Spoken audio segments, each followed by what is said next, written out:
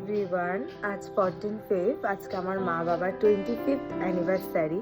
এই দিনটা নিয়ে অনেক কিছু প্ল্যান ছিল, বাট বোনের এক্সাম এছাড়া মায়ের শরীর খারাপের কারণে কিছুই করতে পারছি না। তাই এখন ভাবছি যে সকালবেলা মা বললো যে একটা মন্দিরে পুজো দেবে, তো তার জন্য সকাল সকাল স্নান করে নিয়েছি। এখন রেডি হব।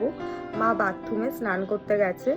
তো দেখতে থাকো কি কি করি আজ সারাদিনে। বেশি কিছু হবে না, কিন্তু যেটুখানি করবো তোমাদের সাথে সেটা শেয়ার করবো। প্রত্যেকবারের মতো এবারেও সকালে বাবা মালা আর মিষ্টি নিয়ে এসছে বাড়ির মন্দিরে ঠাকুরকে পুজো দেওয়ার জন্য। আর এখানে আমি রেডি হয়ে গেছি। এই ড্রেসটা তো বদ্দি দিয়েছিল। আর এই যে মা আর বাবা। Happy anniversary. এখানে বোনও রেডি হয়ে গেছে। তারপর আমরা বেরিয়ে পড়ি। আর তোমাদের তো আগে বলেইছি যে আমরা মন্দিরে পুজো দিতে যাচ্ছি। তো আমরা এসেছি ঠনঠনিয়া কালীবাড়িতে। তো মন্দিরে ঢোকার আগে ফুল মালা মিষ্টি যা যা লাগে সব কিছুই কিনে নিয়েছে মা বাবা। তো এখন মন্দিরের ভেতরে ঢুকেই তো আগে প্রথমেই মায়ের মুখটা দর্শন করলাম। মাকে তো অপূর্ব সুন্দর লাগছে। তারপর মা ঠাকুরমশাইকে ফুলের ডালিটা দিল। আমরা ভালো মতো পুজো দিয়েছি। আমাদের পুজো দেওয়ার পর তো মন্দিরের দরজা ঠাকুরমশাই বন্ধ করে দিল। আবার সেই সন্ধ্যাবেলা খোলা হবে। তো আমরা যদি একটু লেট করে আসতাম আর পুজোই দিতে পারতাম না।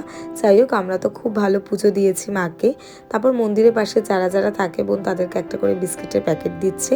এই সব কিছু কমপ্লিট হতে হতেই তখন ঘড়িতে বাজে 1:30। তো ভাবলাম যে আজকে লাঞ্চটা কোনো একটা রেস্টুরেন্ট থেকেই করব। আমরা এখন দুজনে বেরিয়েছি। আমরা এখন যাচ্ছি হচ্ছে মিয়ামরে, because to get cake for them, because আমরা প্ল্যান করেছি যে ওখানে কেক কাটিংটা হবে। সো লেটস গো।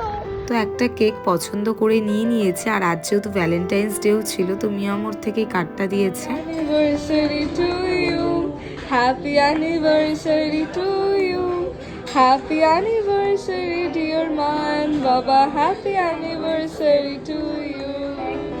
আর বোন আর আমার প্ল্যানই ছিল যে আজকে মা আর বাবাকে কোনো একটা রেস্টুরেন্টে নিয়ে যাব, কারণ সব সময় আমাদের স্পেশাল দিনগুলোতে মা রান্না করে খাওয়ায়। তাই ভেবেইছিলাম যে আজকে মাকে আর কিচ্ছু রান্না করতে দেব না।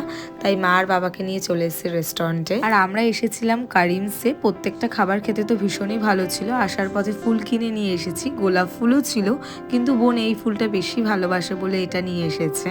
এখন মা মামা বাড়ি যাবে, মা আর বাবা, কারণ দিদুনের শরীরটা তো ভালো না। আর বোনেরও যেহেতু সামনে এক্সাম স্টার্ট, তো মা আর বেরোতে পারবে না। তাই এখন মা আর বাবা মিলে যাচ্ছে দিদুনকে দেখতে হাবড়াতে।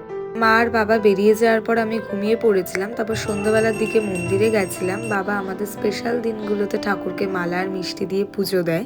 নর্মাল দিনে তো ঠাকুরকে দেয়, সেই দিনটাতেও দেয়। তারপর 9:30টার সময় মা আর বাবা এলো ফুচকা নিয়ে। আর মেজো দিয়েছে এই শাড়িটা মাকে অ্যানিভার্সারিতে। মাঝে দিদিরা ভিডিও কল করেছিল, কারণ সামনে আমাদের রিলেটিভের বিয়ে। তো কি কি শপিং করেছে সেটাই দেখাচ্ছে।